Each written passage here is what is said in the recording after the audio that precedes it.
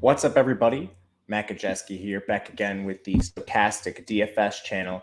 And today we're talking college football DFS. Thursday, week 5, we have a showdown game between Utah State and BYU. Before we get started, make sure to hit that thumbs up button, subscribe to the channel, and hit the notification bell so you know when this and all other content goes live. We're also brought to you today by Prize Picks. Prize Picks offers daily prop-based contests. There's no sharks, no optimizers, no mass entries. You create lineups with player props. You can make these lineups with up to 5 players where you can 10x your entry fee, and you can use your knowledge across boards. You can combine college football with NFL, with MLB, whatever it is that you know personally. And if you click the link in the description below, you are going to get 1 month free of Stokastic Plus Platinum and up to a $100 match deposit bonus when you sign up with Prize Picks. So make sure to check them out. All right, diving into today's video, talking DFS, we're going to bring you behind the glass. It's our player usage data tool. I'm sure you guys have heard about this before. So if you have questions on anything up at the top, leave a comment or message me on Twitter at Matt_Kajeski. I'll be happy to explain this to you. But this game, it's a 24-point spread in favor of BYU. The total is 60 points. Massive difference in team total here. Utah State is very pass heavy generally. They've kind of regressed a little bit this year.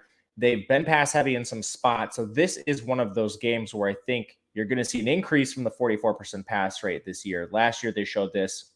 And when they're down in games, they've definitely done that in the past. So Bonner, he's very expensive at captain. I think he's a decent contrarian option here. He's only averaging 168 yards per game through the air, 25.3 attempts. The rushing yards, he's sitting at a cumulative of 15.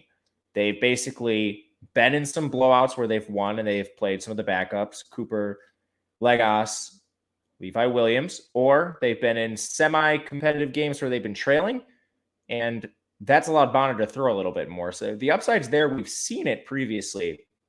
It's just as you have a long leash. That I'm not sure about. Levi Williams, a transfer from Wyoming, he's played like here and there throughout the year, gets a couple snaps every single game, like 1 or 2. He's mainly just a rusher, but I'm not the most confident in Bonner just because of that and then the poor performances this year, but he is a contrarian option at captain. In the run game, Calvin Tyler, he's averaging 20.3 touches per game, just 73 yards on the ground. Through the air, he's averaging another 5.3. So this has been of the inefficient variety. And he's been increasingly sharing work with Robert Briggs, who's most of his work has come during some blowout wins, but he's played well enough where Briggs is now starting to chip away at the Tyler workload. He's averaging 41.8 rushing yards per game. And someone involved as a receiver as well, 8.3 yards through the air for Briggs. He's just really cheap, so you're going to have to play some value on this slate. So I bring Briggs up because he's 2,700. That's in the captain spot. Like as a salary saver, Briggs, he makes a lot of sense here. Tyler, I think, is efficiently priced if you want to get to him. Both these guys involved in the pass game. Pilate Makakanoa is a player who's just egregiously priced here. He touches the ball 4.8 times per game, but he's more expensive than Briggs. Just one of the many errors in DK pricing this year and one of the many errors in DK pricing this very weekend. But you can't play him. It's Briggs or Tyler, or you're moving on. In the receiving game, Utah State lost Kyle Van Leeuwen. That has solidified Brian Cobbs, Justin McGriff, and Terrell Vaughn as the top 3 receivers. And in order, it's Cobbs 1, McGriff 2, Terrell Vaughn 3. But I think it's closer between McGriff and Vaughn than it is Cobbs and McGriff. Cobbs is averaging over 60 yards per game, 8 targets per game. He's very clearly the target leader, and he's probably underpriced for this slate. Honestly, all of the Utah State receivers, maybe McGriff is more of your possession receiver. He's played that role throughout his career, 48 yards per game, 5 targets per game. And then Terrell Vaughn, he immediately popped up for 10 targets in his first game with a full route share. He was previously involved as a rotational piece. He's averaging 31.8 yards per game, 4.8 targets. These figures should rise with Van Leeuwen out of the picture. And then last thing with Utah State, they do run 4 wide a fair amount. So Nine Davis, he had a route on over 50% of the dropbacks last week, 7 targets. Really inefficient, but for GPPs, he's on the field a fair amount. They don't use a ton of tight end. When they do, it's Josh Sturzer. Not very interested in Sturzer at that price. I'd rather just find money for Briggs or Nine Davis. On the other side, BYU massive total here. Jaron Hall's been amazing. 290 passing yards per game without his top two receivers through most of the year. He's also rushing the ball a fair amount, 79 cumulative rushing yards. He's more of a ceiling than that, too. Last year, he was more active on the ground. He's the most expensive captain for a good reason, and there's ways to play him. I don't think it's a question of whether you play him. I think it's a question of, do you play him in captain and try to get contrarian elsewhere?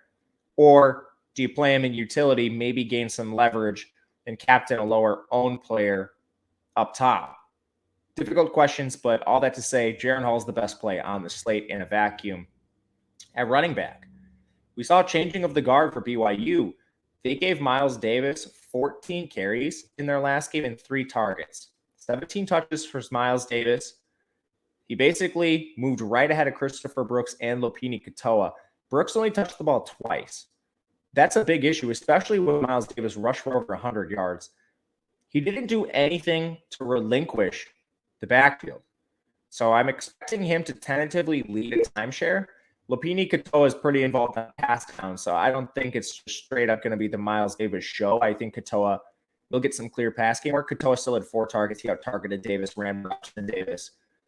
But I do believe Davis is maybe moved ahead of Brooks here. This could be injury-related. We don't know what's going on behind the scenes. BYU is pretty tight-lipped, but this was stark to me, and Davis's price is right. He's the stone min. You're definitely playing Davis. At receiver, there's a lot to break down here. Puka Nacua, he had a non-contact knee injury. Their coaching staff says it's not season-ending. We're not going to get any detailed information, but none of that suggests that Nacua is going to play here. Gunnar Romney, however, has been pretty optimistic that he's going to play. He was dealing with a kidney laceration. I believe it's some form of internal laceration. He should be back and immediately step as the wide receiver 1.